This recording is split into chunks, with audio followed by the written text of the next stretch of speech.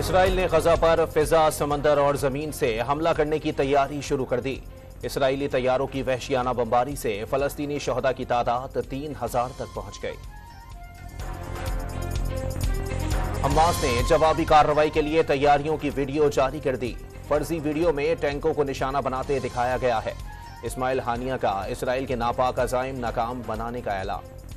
پاکستان کی شہری آبادی پر حملوں اور غزہ کے محاصرے کی شدید مذمت۔ اسرائیل سے فلسطین سے متعلق اقوام متحدہ کی قراردادوں کا احترام کرنے کا مطالبہ۔ بلوچ لبریشن آرمی کا اہم سرخانہ ساتھی سمیت جہنم واصل۔ سیکیورٹی فورسز کے آپریشن میں دہشت گرد صدام حسین اور اس کا ساتھی مقصود مارا گیا۔ تربت میں قتل کیے جانے والے 6 مزدوروں کی لاشیں ہیلی کاپٹر کے ذریعے ملتان پہنچا دی گئیں۔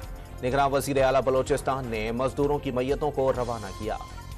چین اور پاکستان کے درمیان موٹر ویز اور ہائی ویز کے مزید معاہدوں کا امکان۔ وزیر خارجہ نے چین پاکستان اقتصادی راہداری منصوبہ اہم قرار دے دیا۔ نواز شریف کی وطن واپسی پر ممکنہ پروٹوکول ملنے پر پیپلز پارٹی نے اعتراض اٹھا دیا۔ پیناما اسکینڈل کیس میں سزا یافتہ شخص کو پروٹوکول کی فراہمی بلا جواز ہے، پیپلز پارٹی کا موقف۔ لاہور میں نون لیگ کے رہنماؤں کا مینار پاکستان کا دورہ۔ 21 اکتوبر کو ہونے والے جلسے کے انتظامات کا جائزہ لیا۔ اسٹیج کی تیاری کے لیے کنٹینرز پہنچا دیے گئے۔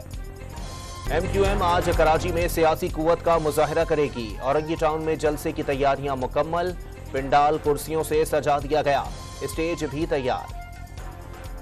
ورلڈ کپ میں بھارت نے پاکستان کو بآسانی 7 وکٹوں سے شکست دے دی۔ بابر اعظم نے شکست کا ملبہ بیٹسمینوں پر گرا دیا۔ روہت شرما نے جیت کا کریڈٹ بالنگ کو دے دیا۔ اور ورلڈ کپ میں انگلینڈ اور افغانستان کے درمیان میچ کچھ دیر بعد ہوگا۔